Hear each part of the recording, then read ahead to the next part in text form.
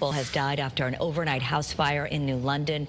Both of them were well known in the community. Just a heartbreaking situation. Your reporter Luke Hydash joins us now live outside that home on Chapel Drive. So Luke, what can you tell us? Roger, Kara, we're told that 4 people were inside this home in all when the fire started a little before midnight last night. 90-year-old Dr. Daniel Moali, as well as his wife, 77-year-old Glenna, unfortunately did not make it out. 2 of their caregivers were inside. They were able to get out safely. Fire officials say the fire started on the first floor and quickly made its way up to the second. Firefighters arrived just about 3 minutes after the first 911 call. Dr. Moali was a retired physician at Lawrence Memorial Hospital. His wife Glenna worked in the infectious disease department there. The hospital says we extend our heartfelt condolences to their family, friends, and all who had the privilege of knowing and working with them.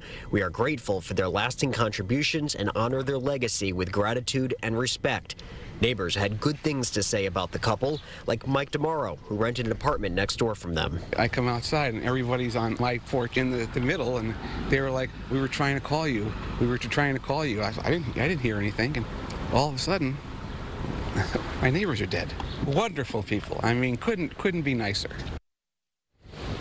Fire chief tells us that one of his firefighters was hurt, a minor hand surgery. They had to get a quick surgery over at L&M Hospital this morning, but they were quickly discharged from that and are home and safe now. Investigators are still working right now to figure out exactly what started this fire, but they do not believe that it is suspicious in any way. Your reporter live in New London, Luke Hydash, Channel 3 Eyewitness News. All right, Luke, thank you.